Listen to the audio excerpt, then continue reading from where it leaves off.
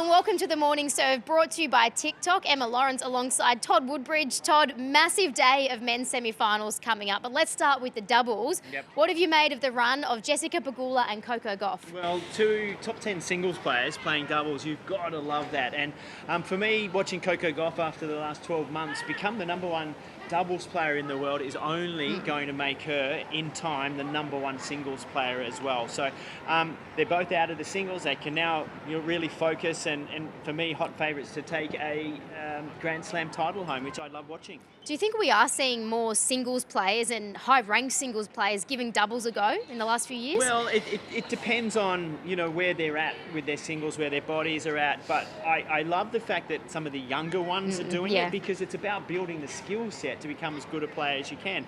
Ash Barty has probably put that into the mindset of a lot of the younger women players, because she did that, lost it in a few finals with Casey Delacroix. But then you also go back a little bit further than that to Sam Stosur, who won Grand Slam titles before she won a US Open singles title. So it makes absolute sense. And the guys, more of them should be doing it as well, in my opinion.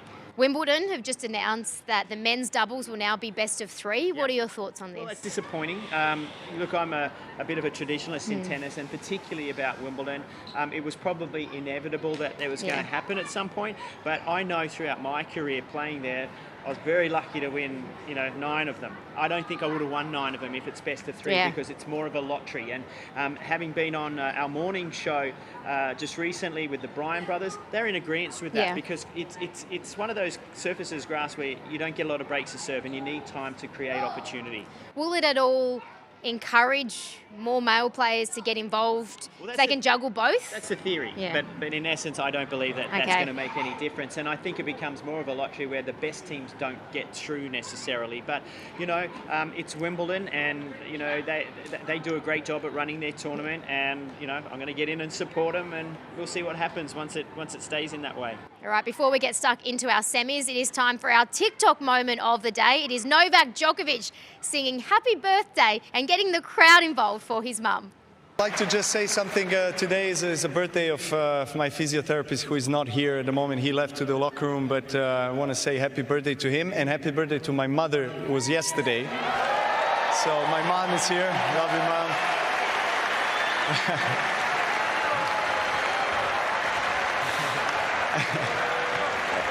And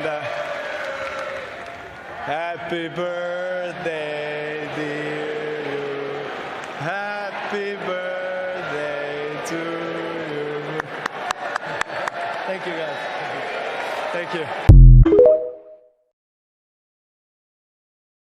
Novak, he's doing a great job of getting the crowd involved, isn't he? He's an entertainer, Novak. All his career, he's been in there doing his impersonations, and he doesn't mind a bit of karaoke and all of that. So he brings colour. All right, let's get stuck into the semi-finals then. Tommy Paul, it's going to be an almighty job up against Novak Djokovic. Yeah. Do you think he's got what it takes? Well, what he has to believe he does. That's the most important thing for Tommy. He's got this far. He's playing the best tennis of his life. When you get into a semi-final of a major, you're seeing the ball like a football. What he has to remember is that Novak, is he 100% healthy?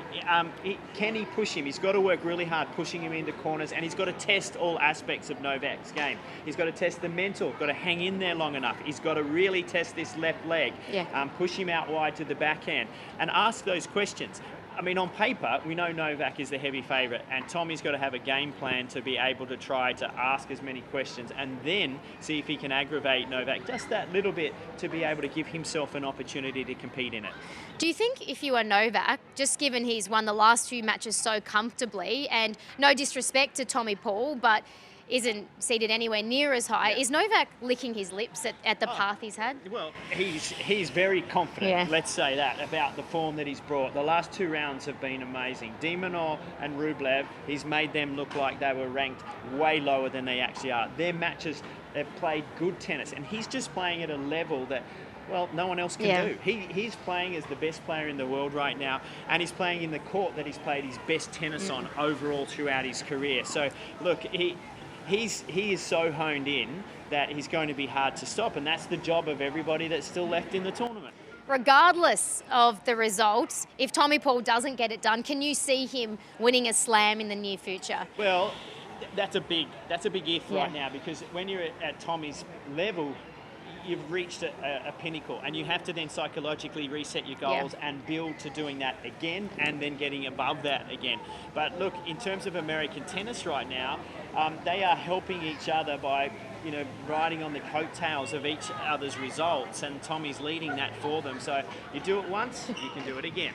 In the other one, we have Khachanov and Tsitsipas. And speaking of the crowd, Tsitsipas is doing everything possible to get the Aussie crowd on his side, the slaying, the post-match interviews.